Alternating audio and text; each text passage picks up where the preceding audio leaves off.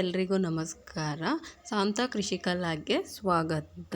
ಈ ದಿನದ ವಿಡಿಯೋದಲ್ಲಿ ಕ್ಯಾರೆಟನ್ನು ಸುಲಭವಾಗಿ ಯಾವ ರೀತಿ ಗಾರ್ಡನ್ಗಳಲ್ಲಿ ಬೆಳಿಬಹುದು ಅನ್ನೋದ್ರ ಬಗ್ಗೆ ಮಾಹಿತಿನ ತಿಳಿಸ್ಕೊಡ್ತಾ ಇದ್ದೀನಿ. ಬನ್ನಿ ಈ ವಿಡಿಯೋ ಸ್ಟಾರ್ಟ್ ಮಾಡೋಣ. ಯಾರೆಲ್ಲ ವಿಡಿಯೋ ನೋಡ್ತಾ ಇದ್ದೀರಾ ದಯವಿಟ್ಟು ಸಬ್ಸ್ಕ್ರೈಬ್ ಮಾಡಿ, ಒಂದು ಲೈಕ್ ಕೊಡಿ. ವಿಡಿಯೋ ಇಷ್ಟ ಆದರೆ ಶೇರ್ ಮಾಡಿ. ನೋಡಿ, ಇದು ನಾನು ಮಾಡ್ಕೊಂಡಿರುವಂತಹ ಚಿಕ್ಕ ಗಾರ್ಡನ್ನು. ಈ ಗಾರ್ಡನ್ನಲ್ಲಿ ಹಾಗೆ ಸ್ವಲ್ಪ ಕ್ಯಾರೆಟ್ನ ಬೆಳೆದಿದ್ದೀನಿ. ಅದನ್ನು ನಾವು ಯಾವ ರೀತಿ ಗಾಳಿ ಬೆಳ್ಕೋಬೋದು ಅನ್ನೋದ್ರ ಬಗ್ಗೆ ಈ ವಿಡಿಯೋದಲ್ಲಿ ತೋರಿಸ್ತೀನಿ. ಈ ಥರ ನಾನು ಕ್ಯಾರೆಟ್ನ ಬೆಳೆದಿದ್ದೇನೆ. ನಾವು ಕಡಿಮೆ ಖರ್ಚಿನಲ್ಲೇ ಕ್ಯಾರೆಟ್ನ ಬೆಳ್ಕೋಬೋದು. ಒಂದು ಪ್ಯಾಕೆಟ್ ತೊಗೊಂಬಂದರೆ ನಾವು ವರ್ಷ ಪೂರ್ತಿ ಕ್ಯಾರೆಟ್ನ ನಾವು ಗಾರ್ಡನ್ಗಳಲ್ಲಿ ಬೆಳಿಬೋದು.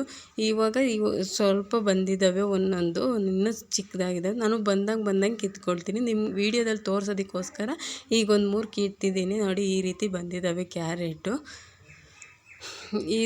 ಈ ಥರ ನಾವು ಮನೆಗಳ ಹತ್ರನೇ ಖಾಲಿ ಜಾಗ ಸೈಟ್ಗಳಲ್ಲಿ ನಾವು ಬೆಳ್ಕೋಬೋದು, ಅಥವಾ ಟೆರೆಸ್ ಗಾರ್ಡನ್ಗಳಲ್ಲಿ ಪಾಟ್ಗಳಲ್ಲೂ ಕೂಡ ನಾವು ಈ ರೀತಿ ಬೆಳ್ಕೋಬೋದು.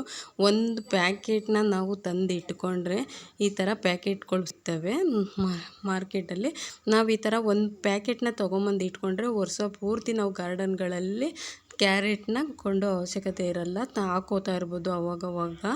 ಇವನ್ನ ನಾವು ಕ್ಯಾರೆಟ್ನ ಮನೆಗಳ ಹತ್ರ ಖಾಲಿ ಸೈಟ್ಗಳಲ್ಲಿ ಯಾವ ರೀತಿ ಬೆಳ್ಕೊಳ್ಳೋದು ಅನ್ನೋದ್ರ ಬಗ್ಗೆ ನಿಮಗೆ ವಿಡಿಯೋ ಮುಖಾಂತರ ತಿಳಿಸ್ಕೊಡ್ತೀನಿ.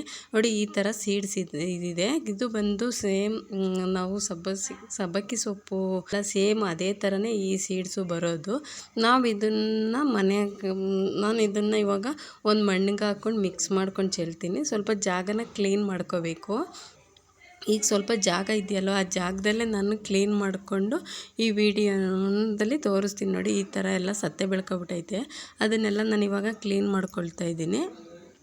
ಇದನ್ನೆಲ್ಲ ಕ್ಲೀನ್ ಮಾಡಿಕೊಂಡು ಸ್ವಲ್ಪ ಇಟ್ಕೊಂಡ್ರೆ ಅದರಲ್ಲಿ ನಾವು ಇವಾಗ ಸೀಡ್ಸ್ನ ಹಾಕೋಬೋದು. ನಾವು ದಿಬ್ಬದ ಥರ ಕಟ್ಕೊಂಡು ಸೀಡ್ಸ್ ಹಾಕೋದ್ರಿಂದ ಇದು ಕ್ಯಾರೆಟು ತುಂಬ ಆಳವಾಗಿ ಬರ್ತವೆ ಮತ್ತು ದಪ್ಪದಾಗಿ ಕೂಡ ಬರ್ತವೆ.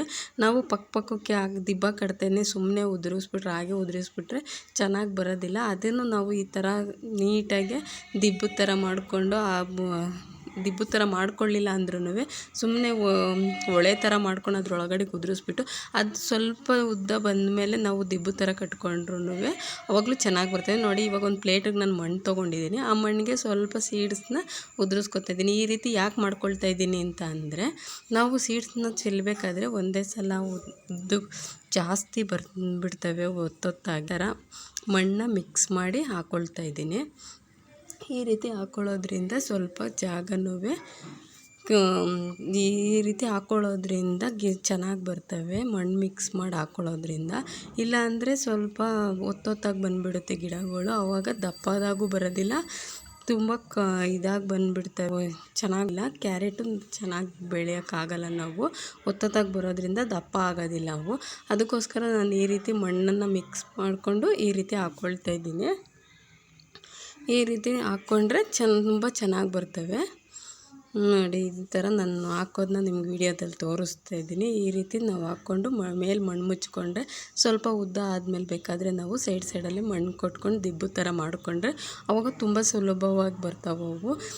ಒಂದು 2 ತಿಂಗಳಿಗೆಲ್ಲ ಇದು ನಮಗೆ ಕ್ಯಾರೆಟ್ ಬಂದುಬಿಡುತ್ತೆ. ನಾನು ಇವಾಗ ಆಲ್ರೆಡಿ ಹಾಕ್ಕೊಂಡಿದ್ದೀನಿ. ಅದ್ರ ಪಕ್ಕ ಇನ್ನೂ ಸ್ವಲ್ಪ ಹಾಕ್ಕೊಳ್ಳೋಕ್ಕೆ ಇವಾಗ ವಿಡಿಯೋದಲ್ಲಿ ತೋರಿಸೋದಕ್ಕೆ ಆಗ್ತಾಯಿದ್ದೀನಿ. ನೋಡಿ, ನಾನು ಆಲ್ರೆಡಿ ಬೆಳ್ಕೊಂಡಿದ್ದೀನಿ ಕ್ಯಾರೆಟ್ನ. ಅದು ಖಾಲಿ ಆಗೋಷ್ಟರಲ್ಲಿ ಇದು ಬರಲಿ ಅಂತ ಹೇಳಿಬಿಟ್ಟು ನಾನು ಈ ವಿಡಿಯೋದಲ್ಲಿ ನಿಮಗೆ ನೋಡಿ, ನಾನು ಬೆಳೆದಿರೋ ಕ್ಯಾರೆಟು ಆಲ್ರೆಡಿ ಬಂದಿದ್ದಾವೆ. ನಾನು ಡೈಲಿ ಕಿತ್ಕೊಳ್ತಾ ಇದ್ದೀನಿ ಅದನ್ನು ಸಾಂಬಾರಿಗೆ ಅಂದ್ಬಿಟ್ಟು. ಅದು ಯಾವ ರೀತಿ ಬೆಳ್ಕೊಂಡಿದ್ದೀನಿ ನೋಡಿ, ಈ ರೀತಿ ನಾನು ಬೆಳೆದಿದ್ದೀನಿ ಆಲ್ರೆಡಿ. ಇದು ನಾನು ಹಾಕಿ 2 ಮಂತ್ಸ್ ಆಗಿದೆ ಅಲ್ಲೇ. ಇಷ್ಟು 2 ಮಂತ್ಗೆ ಈ ಥರ ಬಂದಿದ್ದಾವೆ. ನಾವು ಯಾವುದೇ ರೀತಿ ನೈಸರ್ಗಿಕವಾಗಿ ಇದನ್ನು ಬೆಳೆದಿರೋದು. ರಾಸಾಯನಿಕ ಗೊಬ್ಬರನ ನಾನು ಯಾವುದೂ ಅದಕ್ಕೆ ಹಾಕಿಲ್ಲ. ಸುಮ್ಮನೆ ಸಿಂಪಲ್ಲಾಗಿಯೇ ಸುಲಭವಾಗಿ ಈ ಥರ ಹಾಕೋದ್ರಿಂದ ಆ ಕ್ಯಾರೆಟು ತುಂಬ ಚೆನ್ನಾಗಿ ಬರ್ತವೆ. ನಾನು ಸ್ವಲ್ಪ ಹಾಕ್ಕೊಂಡಿದ್ದೀನಿ. ಆ ಸೊಪ್ಪಿನ ಜಾಗದಲ್ಲೂ ಸ್ವಲ್ಪ ದಿಬ್ಬ ಐತಲ್ಲ, ಆ ದಿಬ್ಬದಲ್ಲೂ ಒಂದು ಸ್ವಲ್ಪ ಹಾಕ್ಕೊಂಡಿದ್ದೆ. ನೋಡಿ, ಈ ರೀತಿ ಬಂದಿದ್ದಾವೆ ಕ್ಯಾರೆಟು.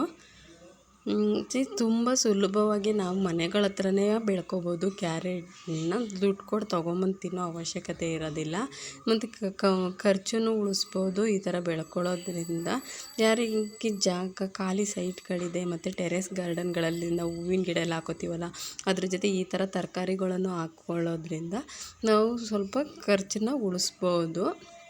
ಅದಕ್ಕೋಸ್ಕರ ನಾನು ಈ ವಿಡಿಯೋದಲ್ಲಿ ನಿಮಗೆ ತೋರಿಸ್ತಾ ಇದ್ದೀನಿ ನಾನು ಯಾವ ರೀತಿ ಮಾಡ್ಕೊಂಡಿದ್ದೀನಿ ಕಡಿಮೆ ಜಾಗದಲ್ಲಿ ಅನ್ನೋದನ್ನ ಈ ವಿಡಿಯೋದಲ್ಲಿ ನಾನು ನಿಮಗೆ ತೋರಿಸ್ತಾ ಇದ್ದೀನಿ. ನೋಡಿ, ಈ ರೀತಿ ನಾವು ಬೆಳ್ಕೊಬೋದು ಕ್ಯಾರೆಟ್ನ.